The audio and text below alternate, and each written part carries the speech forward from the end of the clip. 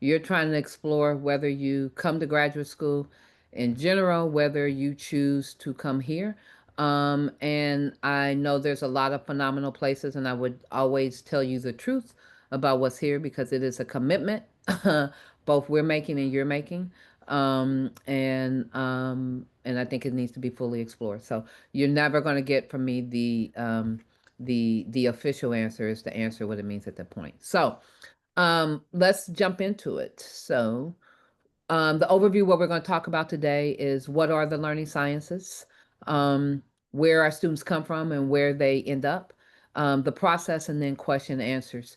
Megan, normally, do you want questions? Put them in the chat. Yeah, Um, yeah, put them in the chat, and Megan, please feel free to you can interrupt me if one makes if it makes if it makes sense. So I would say this: if there's a clarifying question, just raise your hand so we can ask it. If there's a conceptual question, like deeper, let's sort of raise that for Q&A.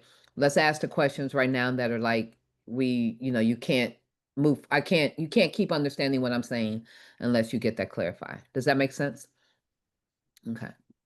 So what are the learning sciences? Um, the learning is a really interesting, it's an interdisciplinary field. That's the best way to start with it. It is interdisciplinary. It is designed to make you understand at the intersection. What does it mean to think about social, cultural, cognitive, epistemological, ethical, relational, political dimensions of learning, right? So it's not just about curriculum, it's about place and space and around policy and how all of that combines together to create not just schools, but community spaces. How does it create the learning spaces that we find ourselves in? And no one person is going to be an expert in all of those different places. The reality is you're going to come in with a perspective on one of them and hopefully begin to understand how all the other different areas impact how you're thinking.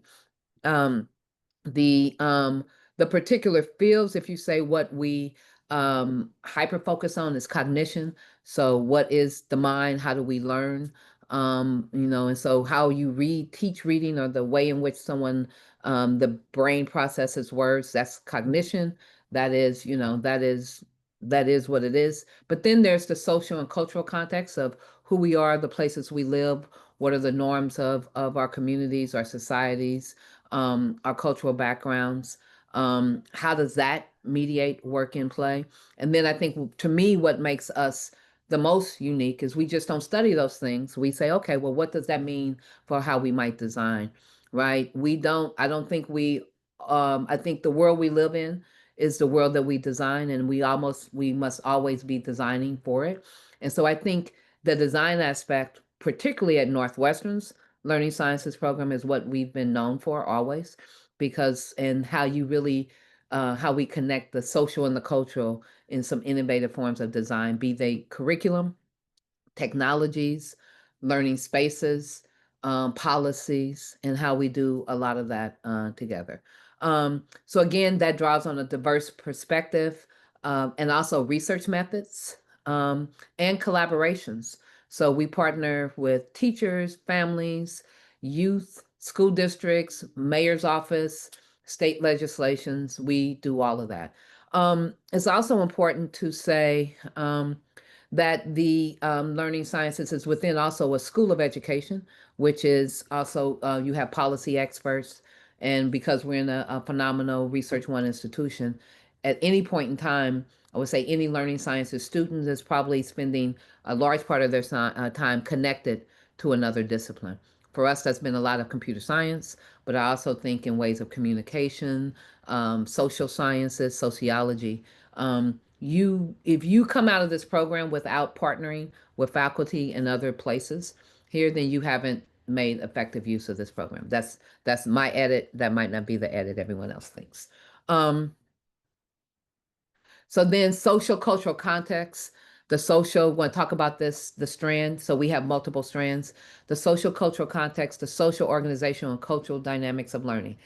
And to be very, transparent, that is under attack nowadays, right? But I think we have some of the best minds in the country figuring out how we stay true to what our research questions are and figure out how to navigate it in what we find ourselves in.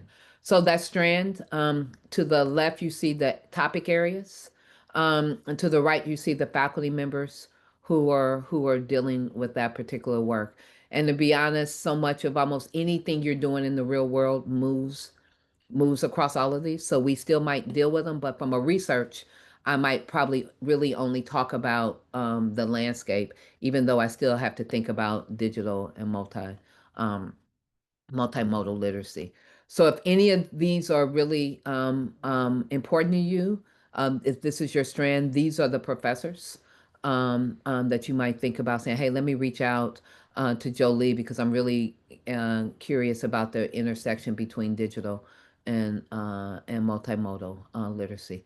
But again, um, I think even these are changing because the time in the world is changing right now. Okay. Um, So these are our, sorry, I'm looking at two separate things. And then these are, again, the faces of those of us who work in these particular areas. And you got a lot of, big names here. And also a very different skill set. So the other thing also to say about the learning science researchers, if you were to look at Jim Spillane, Jeanette Coveas, Cynthia, Cynthia here, Coburn here. They're learning sciences, but they're also in human development and social policy. So many of us at our faculty work across multiple areas because we understand that intersection is important. So that's the social cultural strand. And the last thing I'll say about this, doing this work in a place like Chicago and Evanston is like I went to graduate school. I when I was a I went to graduate school here, and I spent a lot of my time working on the South Side of Chicago because I can move in and of that area. And then when I was faculty in Michigan, it was a little challenging to get to do similar work in Detroit because of the transportation in those spaces. So I would say the rich complexity of the communities in the Illinois area, the neighborhoods make it's a really prime, and the types of relationships that we have with school systems make it a really interesting place to do social cultural work. And that's why you have these leading experts in the field here because it's a community that's ripe for this type of work. Um, okay. Next is the cognition strand, and it's just the basic theoretical and empirical work concerned with how humans think and learn. If you think there's learning sciences is famous for things like how people learn the books that sort of really break down just cognitively how learning happens. Learning sciences was founded more on the cognition strand. Here with the work of Roger Schenck and folks really talking about like can we understand human learning in order to at that point even to understand what it means by developing technical systems that does it. So a lot of even what you're seeing in AI, a lot of that came out of the learning sciences here here at this location. So we have definitely faculty who work in this particular strand. And here's some of those faculty members. David Utah, Yuri Ulinsky's computational models. He just got a national recognition for the work he's been doing forever. You also begin to see the culture and cognition. So yes, folks might be focusing on the social cultural strand, but then also they, focus on the cognition of that work too. So Megan's work situates across both of those. And definitely in the math and sciences, we're sort of also known for how we really think about the teaching of math. And Brian Reiser, Miriam Sharon, and Jen Munson are leaders in that. And our learning analytics work in that space is also highly thought of. So that's our cognition, and then it's design. Love the design work. Really, it is just all about if I understand cognition, I understand context. Well, what does it mean, and how do we challenge our understanding? Right, because you design something and you get humbled really quickly, and you realize what you think you know isn't what you know, and there's all these things you haven't thought about. I think what makes our approach unique is that it's very connected to communities. So why I talk about the importance of those where we live. If you're working on any of your designs, you're not just sitting here in Northwestern and designing and sending it out. You're in those classrooms, in those after school places, in the mayor's office, really understanding and working with the partners because we engage in a lot of co-design. So much so that we have an office, OSEP, Office of Community Education Partnerships, whose whole job is to make sure the relationships, the data agreements exist between us and school districts and community partners such that the work can be more fluid. Um, it's inherently mixed methods here. There's a lot of quantitative, qualitative data that's brought in to bear. And we also believe that it has to go through a lot of uh, cycles. Because it's again, it's not just the design, and this is important. You might design something here, but you then have to understand it and study it in context. So the design doesn't get you to completion. It's understanding and being able to articulate what happened um, with your design. And again, design can be curriculum, it can be software, it can be museum exhibits, it can be how you go and engage in the natural world. Youth programs, we probably are nationally known collectively for our work in the outer school space, design and STEM programs, particularly for middle, third to eighth grade, and that's across a collective. We've even done that work together, training over 350 youth mentors out in the communities to do that work that brings all of our work together. So same faces, you see, it's like all the same people. Um, but many of us, do that work. So almost everyone designs through a lens of cognition or through a lens of social culture context. Um, any questions, like I want to stop there about questions that we have around just the nature of what the learning sciences is and the intersection of those three strands. Any questions about that? Megan, are you seeing any questions that make sense to answer now? Okay. Okay. Okay. So let's say you got through that and you're like, okay, this sounds like my place. I wanna come here, and I wanna apply. Okay, so what does that look like? Now, to be clear, when it says only 3 and 4, I don't, there's very few people who get out of here in 4 years. Is that right, Megan? Or am I, okay, so I just want to be, this is, you can do it. People have done it, but that means you're coming in, so it really isn't a 4, it's probably more like 5. We want to keep it to 5. We want to limit the number of 6, but COVID had a lot to do with extending the process, and we're trying to get it back through. But I want to be clear about that because I think sometimes you're like, I got to get this done in 4 years, and that's a really difficult. So the way our program works is your first, everyone comes in with an idea of what you want to do, but the reality is probably in the first 6 months, you're going to change your idea because like, oh, I haven't thought about that. Our hope is if you're coming here and the first year of coursework doesn't impact how you think, then then we're not doing our job, or you might not be engaging deeply. It might deepen what you think, but it should make you go, let me think about that. There's another way of expanding this. So year 1 and 2 is a lot of coursework that you're taking, and it's required coursework set. And you're also finding an advisor. You don't come here, you get an advisor, someone to help you through the process, but you're not assigned to a research advisor. That's something that you find.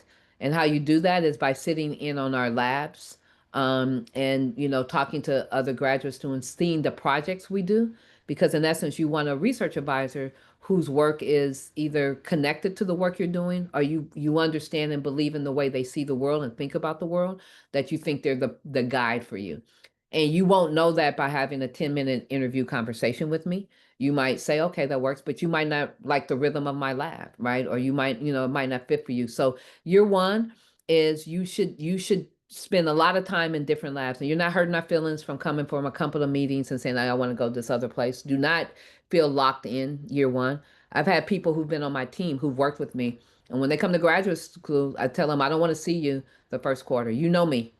You don't need to, you know me. Don't come to my lab the first quarter. I need you to go see other places and to affirm that you want to be in this lab, not here because it's the default one. And I say that is really important because what happens, some people don't do that. And then in year 2 or year when they're at the point of, really to get things done, they're moving labs. So really take the year 1.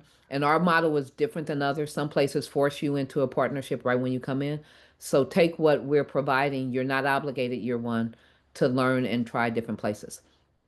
Um, but what does need to happen in year 2, what we have found is we haven't been as as clear about the deadlines of the work you need, the progress you need to make in year 1 and 2. And so year 2, you need to do a guided lit review. So let's say year one, you've said what you're interested in and you decide your area. Now you need to go deep dive and learn about that and do a guided lit review, right? So you're saying, here's my topic. Let me read all of these things in this particular area so that you have a grounding, theoretical grounding, and even methodological grounding for what it is you want to do. And you owe a lit review that, and we have a process to help you through it. The beauty of doing it year two is that your whole cohort is doing it with you. So you can, get writing groups, get together, even though you're doing reading different things, no two lit reviews are the same because they're connected to your themes. A lot of the work is going to be the same, and having conversations about that is important. So it's really important to hit these deadlines because you're doing it with the community. When you get off, when you don't hit these deadlines, then you're sort of like yourself doing them while everybody else is doing something else. So I think we've committed to this year to moving you to better moving, holding you accountable for those deadlines. Think of it as us helping you, not us trying to be mean, but it's really helping to make sure that this process works. Megan, anything you would add to that, or am I? Let's go. Okay. Then, so you've done your lit review and you're like, okay, I understand the space. Then you have to do a research presentation or paper. And that's like, think of as a mini project where you're saying, okay, now let me turn that my understanding of the field into some type of creation. It could be a design, it could be a study. So this gets to your particular approach, right? So if you're focusing on cognition and you want to study, you might do a study related to some cognitive idea that you've been thinking about that came out of your lit review. If you're design, you might design a program, you might design curriculum, right? So there's multiple ways in which your learning science research presentation is your first hand at saying, let me really um, think about who I am as a researcher and how I bring my unique way of trying to understand this to bear in this. And so that is your year three. It's not meant to be mega. And one of the things we say a lot is keep it small. This is not your dissertation. This is your first pass of saying, can you write a research question and figure out how to study it and communicate it out. So it shouldn't be big. It should be enough to sort of show that you can go through the process. Because when you do your dissertation, you can build on top of that. Or you can choose to say, I'm gonna do my dissertation on something completely different, what many people do. So when you come out of year three, you've done your lit review, you've done your research presentation. And for many of you, if you're trying to get out of here in 4 years, those are going to be reused when you get to your dissertation perspectives.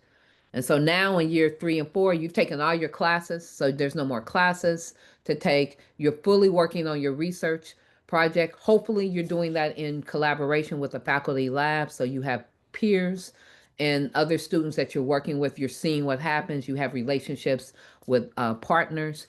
That's one approach. And some people are like, I have my own idea. Oftentimes it's like, hey, I'm trying to do my work, this concept in another country, right? And so you might be doing your own project, but still, regardless, you have to do a dissertation prospectus. And that's what you say, hey, this is what I am going to do for my dissertation. You lay it out, you decide, here's your lit review, here's the project, here's the method, here is the audience or the context I'm going to do this upon. And you are also talking to who your committee is going to be. So again, who's your research chair? Who's going to see you through this process? And who are the other people on this team that can help you through it? Okay. So your perspectives, you have to present it.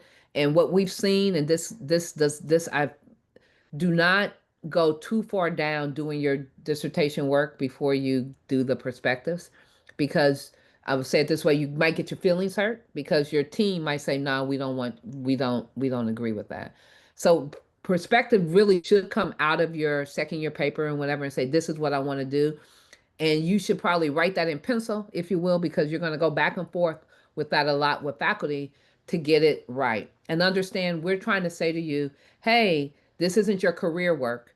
This is the work that sort of makes you unique enough so you can get a job, in the future, but it makes clear what your stamp is. But our job is to help you right size it such that it can happen, right? It might be a perfect study, but it might take you 2 years of data collection. And we'll say, okay, well, that means you're going to be here 7, so there's ways that trust our expertise to help you arrive at a proposal that you can get done that also then sets you up for work in the future. The work I do now is connected to what I did in my dissertation, right? But fed it, but it isn't that work. Understand what I'm saying? So like trust us in that. I think, am I right on this, Megan? People a lot of times wait too long. They're like, they've done so much of their dissertation work before they get to a committee. And so they're trying to get their dissertation perspective approved like 8 months before they turn in the written document. That doesn't work. So, And then they um, get feedback and they have to change. So yeah, you got to go redo your study. So, work with us on that. So, yeah, really, then year 3 and 4, really after the end of your second year paper, is literally your time.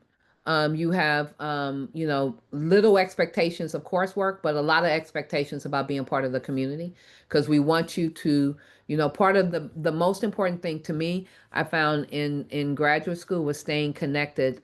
Is the friendships that I developed. I still am today um, most connected to the people I went to graduate school with and my mentors who were here. So develop those relationships are reciprocal, right? You had to give in what you get out. And so being present, I know a lot of COVID made it possible for folks to work to say, I'm going to do my dissertation here, I'm going to live someplace else. We really want to see you and want to be there and building and working together. And I can say as someone who was here 20 some years ago, almost 30 years ago, almost now.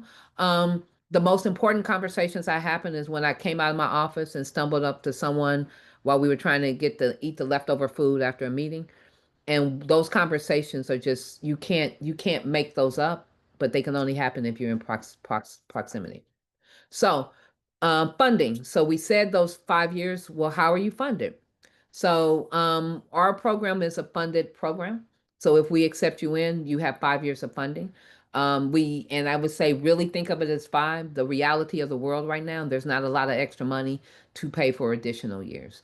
That might have happened in the past. So someone older might tell you, oh yeah, I was able to get funded. Do not think 5 years of funding given the reality of today's world.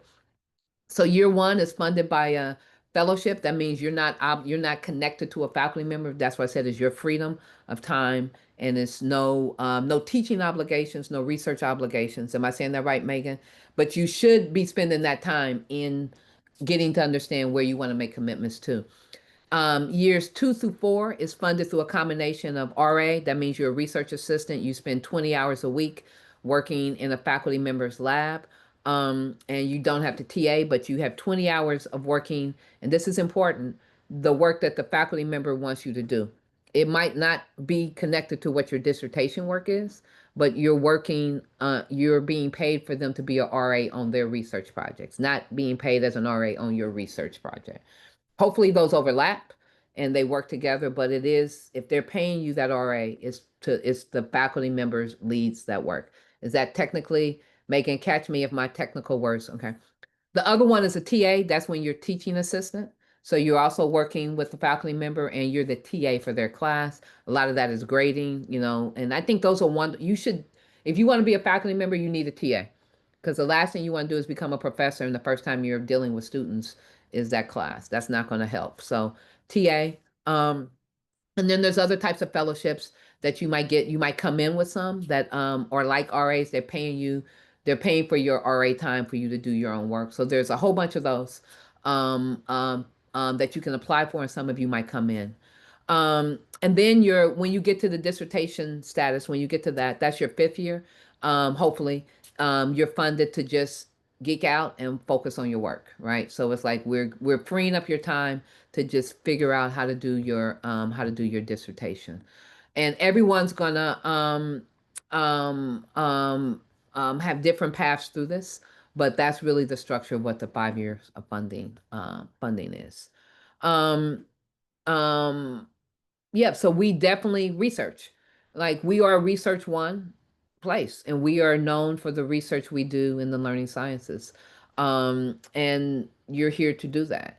And there is a really, as someone, I have to caution myself, there's service, right? But you can have impact in communities that is still research driven.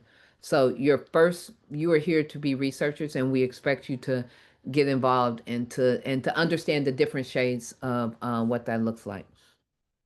Um, so where are learning sciences come from? Because it's an interdisciplinary program, there is no one place where learning scientists come from. And you all, and the beauty of that is your cohort will be coming from very different sets of expertise. And we look at that. Like we don't say, oh, let's just take in all teachers, let's take in all developers. We love the mix. So people come from teaching. A lot of folks who've been teachers, and are thinking of, I want to stay in education, but I want to move to a different type of space. Industry, definitely at different times you get more people coming out of more like the technical industry. Um, Out of school providers, and instructors, not for profit. And then we have, particularly those on the technical side, we have undergraduates. So, who come in directly from undergrad. You'll definitely see some of that from Northwestern students who've worked with us as undergrads who are like, I want to continue doing this. But you also have students, and I said, I came directly from undergrad computer science in the graduate school, probably more in your technical fields, where in order to get ahead, you sort of need that space. So you'll have a wide age range and different skill sets who are students. Um, where we come from, a lot of different types of university. We also have a lot of international students who are here every year. I think we have international students. We have some folks who've worked in foundations and different types of industry positions. But again, it's not like these are the only schools. We have people come from all over. So it's not like, oh, if I didn't go to, one of these schools, I can't get in. This is just literally people come from everywhere. Deadlines. So the application process. These are the deadlines. December 2nd, your academic statement, your personal statement, your resume, letters of, we do read letters of recommendation, just so you know, we do read them. They are read. It's important to say that I read them. And it's to me, make sure it's someone who knows you, right? That can say something unique about you. We can see all the academic stuff, in that sense. So, but it's really like, why are you unique in a way that what's something unique about you? So make it be for someone who knows you, who can make us go, okay, that's a little something different. Writing samples, and or can we only do like if someone's a designer, can they only turn in writing or can they turn in, here's an example of a product I created, Megan, or is it only writing? I think we allow people to upload something extra if they really Uh, want to. Yeah. Or they can email it to Tammy or Yeah. I include with their application. Mm. But I think it will make you upload at least one writing So you sample. do have to write as a software, I think I did like say, here's, see what I did my senior design, but you got to write in this program, right? So it's one of those, writing was a thing I had to overcome and had to learn how to do an academic thing. So trust you got to do it. There's no way around it. Share it with us just so we know, how you think about it. Your transcripts. GRE scores are optional. Um, they're optional. We will look at them. But they are optional. But we definitely are faculty who look at the whole person, the whole portfolio that's put in front of us.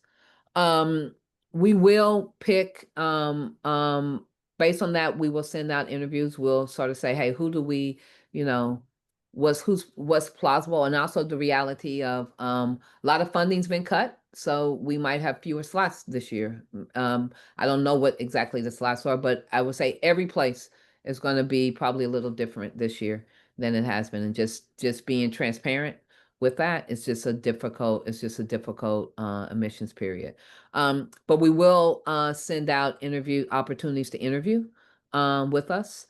So we can get a better, you can connect to us and ask us questions, right? It's not just us interviewing you, it's you really interviewing us because you're making the commitment to us the same way we're making the commitment to you. And then we will provide offers, initial offers. And we hope if we provide you an offer that you let us know as soon as you can if you're going to accept, because if you don't, then we want to offer to someone else, right? So just think about it in your case. If you know you're going to go someplace else, you're not, please go. We will see you because we're all one big family. If you're in learning sciences, we see each other all the time. But if you are going to come, let us know so we can, so we can all make sure that we're filling our slots. Okay. Questions. I've talked enough at you. Now it's opportunity for questions.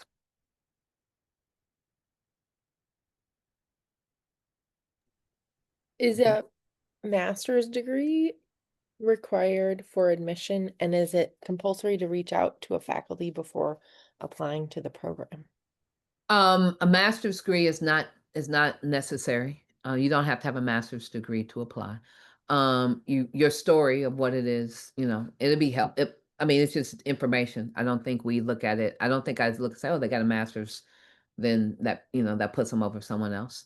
I think you need to be able to say why here, right? And oftentimes that is tied to a body of work that multiple professors might do, right? So you might say, "I really like what Megan and Shanine are doing." So you might, reach out to one. That doesn't mean you have to talk to both of them, but you don't want a generic application, right? That says, I just want to be in learning sciences and I'm submitting the same application to every learning sciences program. Is really what about our location? What about our work? So that means also I would say if you're reaching out to us, have read something. So it's not like, hey, Nicole, it's like, hey, Dr. Pinkert, I read your article on freedom of movement and I find it interesting. Or I just know you work in this space. So, so it's a conversation in some way that says there's something about why you want to talk to me as opposed to Reed or Marcelo or Megan, right? So talk to more than one because we're going to be looking at there's a lot of people applying. We're saying, oh, okay, well, how are we the best place for this person? Sometimes there's phenomenal people, but we're not the best place for you because we don't have people who really work in that particular space. So the more you help us see the connection, the better it is to be able to do that. Hmm. Safa, am I saying that correct? Yes. Thank you so much, guys, for the amazing session. I just had a question in regards to not really the program. It seems quite amazing, but more of the environment at Illinois, with the current political situation, and especially for international students and safety. What would you describe the environment right now? And how would, yeah, is it safe for international students? Just your opinions on that.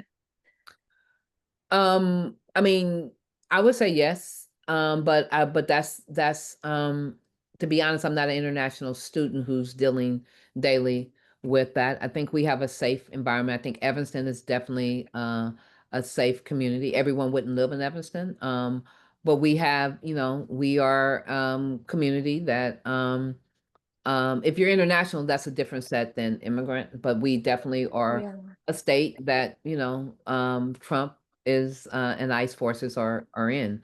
But Yeah. there's a lot of built-in support around that. And I think that we've done the work as a university to make sure that international students are safe. But that's a question I think we can make sure we can put you in touch with some of our international students. And those are questions you know, you should definitely feel free to ask them. And I'm sure that they will be open to having that conversation with you. Megan, do you might know more, and be able to answer that a little better than me?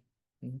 Yeah, I mean, I feel like we're in a bit of a bubble in the School of Education and Social Policy because there are, we have a lot of people engaged and aware of what's happening in the world, and the research is, focused to make people's lives better. You're also, as a graduate student, um, if you are providing teaching or research services to the university, you are also in a union, and that offers some additional worker protections, which can be really helpful as well, and for international students and other students. So you have not only the university who is providing, legal services and um, safety and campus safety, but also the union resources as well. Mhm, Thank you so much. mhm, Hi, my name is Qingqing, and I have two questions. One mhm. question is that whether this learning science program has any like faculty members whose research and study focus is on generative AI. I did realize that there is one faculty member whose focus is in technology and AI. But I'm just interested in knowing whether there's any focus in generative AI. Yeah, I think the one is might want to look in our CSLS program, which is a joint degree, and definitely at that intersection probably have faculty members who are doing that. So if you look at Marcella Worsley, Mike Horn, they're both in the LS program, but they're also in the CSLS. That would be probably the folks who are doing that. We also have a new center that's looking at the policy aspects of generative AI, probably more so than it's creating the new models in that sense. But I think the CSLS program allows that intersection, and that gives you access to all of the faculty who are in the CS program. So oftentimes people might come in looking at CSLS and end up in LS, applying for LS, or might come in looking at LS and end up applying for the CSLS program. As a person who was a computer scientist coming in, and I was CS, at that point there was no distinction, but I was on the CS side of it up until a month before I finished, and mainly it was, where do I see myself making the most impact? Was it in new models, or was it in more so the application and design of systems? So I ended up over in the LS side, but easily could have said I want to, going forward, be more thinking about algorithm innovation, and that would have kept me over in CS. So I would say talk to would you say, Megan, would you say Mike or Marcelo? I know Marcelo has students who are dealing with generative AI, but they're probably more so in the CS side than they are the LS side of the CSLS. Mike, Marcelo, and then Nell Rourke as well. Nell Rourke as well too. And they have joint appointments, so they work. So if you went to the CSLS, you would probably see Mike doing the doing the event for that. I'll put the link to the info session for that program in the chat too, so you can have it. Thank you so much. So for me, I'm more interested in the application of generative AI in the educational field. So now I'm collaborating with a faculty member in my university to help to apply many of my design with generative AI in his classroom for his undergraduate education. But I personally do not have a CS background. I do not do coding. But the beautiful thing of generative AI is that it allows us to write prompt and design it in plain English language, so I can design the whole learning process by by prompting. So yeah. Nell, I would definitely say talk to Nell. But I think I think you could do that both on the LS side, and you can also do that on CSLS. There are people in CSLS who aren't coming from technical backgrounds, but there is I would look at that program and be able to say clearly I see myself in one or the other, in that sense. But yes, what you're talking about is definitely work that we're taking on. And I will say about any of the AI stuff, you're probably not going to see any place, if any place sort of tells you, here's the 50 ways we do AI, that is all new, right? It is new. So those are new ways of thinking, new ways of thinking about research that are coming into play. And to be honest, there's a lot of stuff that was being done that the funding's been halted on. So I think it's more looking at faculty members and saying, here's what I'm interested in doing, and say, how do you see yourself being able to engage in this work and supporting that work? But that would be Nell. I would say Mike Horn, Saper. I think Saper's work, when you get at the application of that work, and Marcella would be the four to talk with. Thank you so much. Hello. Mm-hmm. Please, regarding application process, normally before you start application, you normally reach out to faculty members in alignment with your work of interest. But here, like the case, maybe we try reaching out to, but there's no response. So with this, can you go ahead with the application, or you have to wait for your response before we can go ahead with the application? Because I'm stuck between two lines, whether to go ahead or to wait for their response. Are you saying that, let me see if I'm hearing you saying that you've reached out, let's say you've reached out to me, and I haven't responded. So you're like, you want to submit an application, but you're not getting the response from faculty members yet before you apply. Is that what Megan, is that what you heard them to say? Yes, Okay. please. Yeah, so I think right now we're probably now attending to the application process. Classes just started, we're getting through the first quarter. And so right now would, say, hey, I'm going to apply. in that sense. But definitely the best way, I will say, just to be, when I get a lot of applications, when I get a lot of emails to talk, I will, when I look through them, I'm just being honest, when I see, hey, Dr. Pinker, you're blank, blank, blank, then I'm like, oh, okay, you know something about me, as opposed to it's just a general invite to talk. Again, we might get 50 of these emails, and we try to respond to all of them, but we're all not going to respond to all of them. So it's just more of a, think of it as a cover letter email to get a faculty member to attune to your work. Megan, is that okay to say, or should I say, okay? But still, even if you haven't talked to us, still apply, because in your application, right, you're saying what every application gets read by more than one person and gets looked at. So it still is that opportunity. And if you have a great application, then we're going to say, let's talk to this person. And that then gives you the opportunity also to talk to, there would be assigned conversation opportunities for you to talk to faculty. So don't let a lack of response stop you from applying if you believe this is the place for you. Okay, thank you. Mhm. Okay, thank you.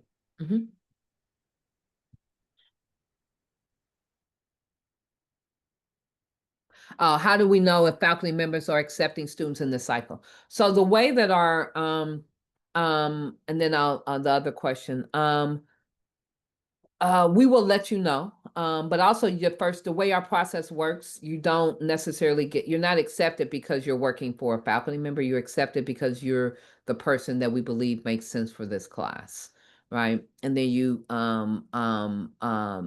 after in your first year, you get connected to a faculty. But some faculty members will be clear and say, hey, I'm going to be on sabbatical.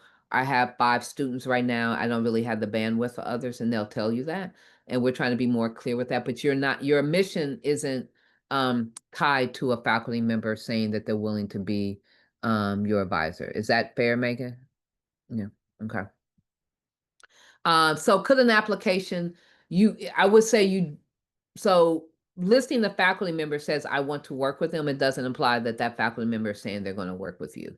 But I think you need to make sure you're saying, here's who I see myself connected to. Because that then is also when we look at applications, we go like, oh, let me make sure I look at the ones, that are, potentially connected to me. So, and that's showing you understand the program and you understand the particular fit. So you can list people who you haven't talked with if you believe that they're a fit for your work. There's no expectation that you've talked to all of us and you've gotten our okay before you apply. Someone had their hand up and then Oh, I had a question as well, but go ahead. so what are some things that have made you excited about past applicants? Maybe just to understand what we could highlight in our applications. And we're all different. So I'm a designer. So I love to see how people are seeing the world in like, oh, how I'm seeing the intersection of things. So what are you passionate about? Why are you here? Some people, and I think if some folks are here because I want to be a professor, some are here because there's this issue that I just really want to try to impact, and that leads me to be a graduate student. Both of those are good. Both of those are valid reasons, but just sort of, help me understand what's unique about you and why Northwestern is a place for you. Again, different places are better, or, I have told folks, hey, I have friends at other places. Wow, this person, are they applying? Like, this is I know your work. This person would be great for you. And I've had faculty members from other places email me and say, hey, is this person applying to you? Because I think they're dead on what it is that you're doing. So I would say the last thing you want is to end up someplace that's not a fit. So just be as transparent as what you want, what you're looking for, and we will be that transparent. And when the matches work, it's a beautiful thing. But when they don't work, then that's not. So just be as transparent about what you're looking for, and we'll be the same. And the best way to communicate that is through the essays. I think it's through the essays. If you've written Okay. something that's related to your work, the sharing that you've done, if you've done some work, but don't go write a new thing just to show, you know, in that sense. But if you're like, okay, you got to pick what you're sending. So if it's something that's connected, show it in the interview, the letters that come from your recommenders. You know, let them read give them your cover story, your cover letter, and what you're submitting, so that they can tune what they're writing connected to, you know, what's the narrative you want to put forth. Yeah, sorry. Mhm. I have a question. Currently working in an NGO space, and I'm really interested in learning science, mostly one side of technology, because our not-profit organization is currently having an artificial intelligence platform that can be used to teach children in a vulnerable community. So, and the problem is when I saw the learning science, I also saw the computer science and learning science. So I was kind of I'm not coming from a background of computer science, even though I work as an expert in the field of artificial intelligence and some computer basic skills.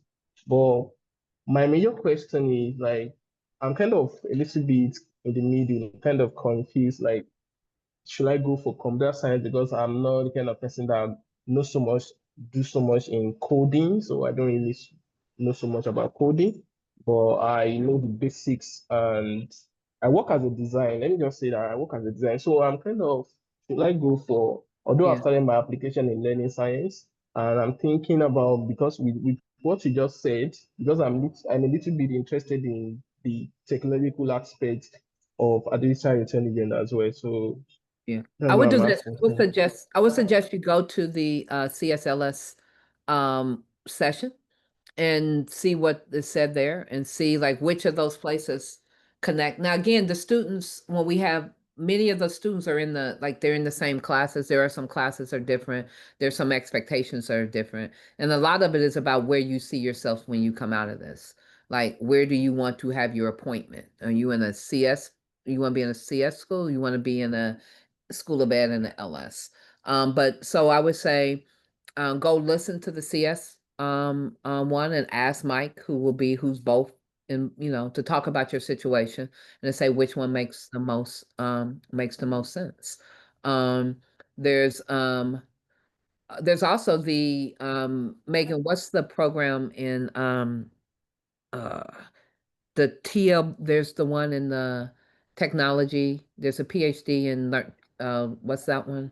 The technology and social behavior. Yeah, there's another one that's not in our program, but you know, folks, many times people look at our program, CS program, and the technology. That one has Okay. less learning. So it's not about, so the learning piece isn't there, right? But the design piece, social context piece is there, but it's not going to focus in on learning. And that's in communications. I think that's in the School of Communications. So I would just say, look at all of the programs and talk to the go to those sessions, and it'll be clear to you which one is you're more aligned with once you see them all. Yeah, Just look at ours, you might be, oh, yeah. okay. Sorry. Mhm. I checked the course modules. I was able to see some courses that come across the two departments. The thing is basically I'm just thinking I feel like I feel safe at the like being in the learning science. I feel like I have the skills there. But looking at the course module from the computer science is kind of very long and kind Yeah, I of would say more this. I coding would and programming. So Blessing. Let me like graduate school. The courses aren't the literally the courses aren't. I wouldn't. You're not choosing a program because of courses. Right? You have okay. the CSLS courses are going to overlap a lot in some sense. So it's much more around the research questions, and understand the deliverables that are in the CS that are a little different than here. So I really would say for you, I would definitely talk to a Mike Horn, who can help you more on the figure out that intersection. But for all of you, the classes you have to take, but you know, classes are just not. That's the distinction from an undergrad and a master's program, where it is all about courses for the most part. PhD program is courses are important, but it's not the centerpiece of the work. But Okay, definitely, thank you. Blessing, definitely talk to Mike. And I think you can have a one-on-one, a direct conversation. Definitely, if you go to the CSLS session, then I think can help off. All right, thank you. Mhm. There was someone else who raised their hand for a question. Okay, go ahead. Shreen, am I saying that right? Yeah, that's right. Thank you. So I have a question about like it's quite similar to the previous question, but what makes a strong applicant from your perspective? And also I'm a little bit curious about the competition ratio because you have indicated that like the interview invitation will be sent to around 15 applicants. So how many people like applied for the past few years? And like from those 15 people, how many people are you going to choose from? So thank you so much. Megan, I'll let you know the numbers. I'm gonna paste the program statistics in the chat so you can see the like what's been in the past. We don't know yet how many students will be admitting this year, but we do intend to admit students. And then the yeah, so you can I'll put that in the chat so you can play around with that because it also you can also look at other programs in North. And to be clear, just to say, because in the age of we were talking about generative AI, we get a lot of, like you might see we got 100 and something, but it's clear that a segment of those are, some people are applying to, the same application to multiple places, right? So I wouldn't say that large number you're going to see means these are all competitive applications. It's just, in the age of I can use the same application. So that number is smaller in terms of the ones that I think are like, oh, that are competitive, and you can tell were written particularly for us. But to the point of, as I said, like what is a if you ask all of us as faculty, we might tell you something different. And the beauty of this process is we all read them and we all score them based on, we have a shared set of rubrics, but it's all based on, what we believe it means to be successful here, what we're looking for in terms of what the needs are, but also what we think what's needed in the, in the overall profile. So one, I'll say it's all like, us. So you can say, I know CESP. I understand the LS program, and it's clear I'm applying to this place because I understand what this place offers. And I believe that it has something that I can contribute to, right? So we are looking, oh, that's a unique perspective. So that's one. Evidence that you understand what graduate school is, right? That it's not just I'm going because that's the next step. So particularly if you're an undergrad, coming straight out of undergrad, you have to be very clear to me that you understand that this is graduate school and it's not just I'm just keeping going into school.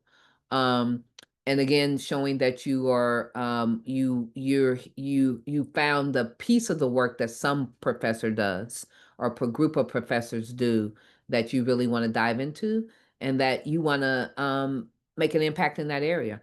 We want our students coming out of here to be impactful in the world. That might be as a professor, that might be leading a nonprofit, that might be, excellence in curriculum and design. So we are looking to make sure that we're, we're selecting folks who are going to use this degree for impact. The 6 years of your life and our life that is, hyper focused. And so we're all looking to make sure that it's the best coming out of this. Okay. Any other questions? And Megan, if you see anything in here that needs to that you want to pull out. And so the main thing I say is just focus on presenting yourself, and don't focus on just present yourself and what who you are, what you're doing, what your research are, and showing that you understand the context. That's putting you in the best position to be to be seen by us. But the last thing I would say is, if you're it is hard. There's some brilliant folks who we say no to because we don't have the faculty here to support you. We're not doing you service to say, oh, they're brilliant, but we don't have anyone who works in that area. Let's bring you in and figure out somehow you're going to be supported. So that is why it is important to find we're doing the same thing. We're looking to say, well, who do we think has the potential to support this student? And sometimes there's just not a match, and that match might be because someone's on sabbatical for a couple of years or things are happening. But that will be, so don't take a rejection of as about you. It really literally could be we don't have folks who are working in that space now. Mhm. Mhm. Justice oriented are there. Yes. Yeah, Rishi. Yes, there definitely are. I think we're probably known for that. And your challenge is to figure out who they're. I could easily tell them to you, but I'm not. I think if you look on our if you look, it'll be very clear. And I think there's a continuum of what that means. Um, I don't know if everyone would say justice oriented. Like I don't think I would. If you search my work, you probably wouldn't see justice orientation. But if you look at my work, you go like, oh, definitely in that particular space. So that is a key area for the work that we do. And then maker education, we have some of the national leaders in this space who have worked in the maker education space. But even I think the labels, they might not, some of like, if you got funded for NSF, you might say STEAM, right? Because NSF is going to fund STEAM, they're not going to fund Maker. Maker work is when I used to call my work Maker when MacArthur was funding it because that's what they funded Maker. So understand like the terms, the combination of terms you might look at, and our work is mediated oftentimes by how it's funded, which determines how we talk about it. So STEAM is Maker, would be synonymous in the Maker space as well. But go ahead, you had a question? Do you have a question? Yeah, I have a quick question. Sorry, I know it's No, please ask the only. question. So yeah, I understand. So just a follow-up question. Do I then need to look at the funding? Where's the funding coming from? And kind of put the verbiage in that way so that it kinds of, because as you said, justice and maker education, one may look at it in a completely different way. So No, yeah, but yeah, no, I think just more like if you were just searching and say, let me search on those words, then some people might not pop up. But if you look at the areas of work, then you'll see all kinds of matches of faculty in that way. So it's just saying like just like sort of look at what people do, because how we articulate our work, we each choose the keywords, if you will. And oftentimes those keywords have been mediated by funding. And I would say justice orientation is definitely many of us work in that space. thank you very much. I have one last question. I did reach out to Professor Safar Vakil and Professor Shireen as well, but they're not taking students. So I was little. While they have said that they may not be taking students, can I still name them? Can I still name professors who may be not taking students, but their work intersects with what I really want to work on? Yeah. Yeah. Yeah, I mean, yeah, you should say yes. Yes. And again, the world, you should say who you feel your work is associated with, right? And again, you will be coming in next year. You're not obligated to work with anyone your first year. So it's really your second year that you would be, where who you're working with. And there's many people who work with faculty who aren't the faculty's RAs, right? RAs oftentimes require us to have grants that can fund your ability to work fully on our project, but there's many ways in which faculty support graduate students' work who aren't their RAs in that sense. There was a question, someone asked a question. Do you know, you don't need to have you do not, no one expects that you know your research question. And what I was saying earlier, most likely, I've never seen a student who's done the same research question that they wrote on their application to what they end up doing their dissertation on. We haven't done our job if we don't get you to change that up a little bit, but you should know areas. So you're like, oh, I'm really interested in general. It's more the area, generative AI and its application in classrooms. I'm interested in justice education in general or justice education at the intersection of making, right, for, a population. So give some tangibility with how the topics might intersect, but you do not have to say, here's my research question, here's my methods. That's part of what we want to work with you to figure out, but you should be coming to graduate school knowing your areas. Because that's why you're looking at us, right? If you don't know the areas, then you might be best to look at Stanford. So it's more saying my areas relate to what the expertise here is of here at Northwestern and why I'm doing it that way. One last question. I have one, if that's okay. If anyone else wants to go, then they can. Give 10 seconds. Somebody else want to raise one before?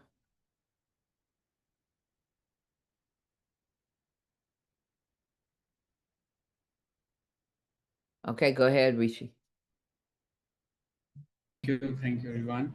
A slightly weird question, but is age a criteria? Like I have worked for almost 2 decades now, and now I have some questions in my head at the Yeah, intersection. we're not ageist. We don't we've had graduate students at various ends of the age continuum. So we don't, no, we don't, there's no negativity of being an older student. Thank you very much. Okay. I hope I had fun this first time I done this. Megan, I'll do it again. Okay, it's okay. Thanks, Nicole. Um, we hope to see. I hope you apply. I hope you think of this place. There's other great programs as well. And many of our students are professors in those programs, and we have our professors are, we've been students in those programs. So I will say learning sciences is one family in some sense, and we want you to get to the right place that can nurture you to become the best and the most effective researcher in the space as possible. So y'all don't know, Megan is phenomenal, answers questions, and holds us accountable for doing what we said we need to do. So she can definitely be useful as a resource, but I will say definitely um, look at the CSLS program. If anyone has any, it's important to look at those because they're close enough but different. And so I'm sure I didn't do justice in talking about the difference between them. So I would recommend that you attend that if there's any inkling that it might be a place for you. Hi, all. Great to meet you.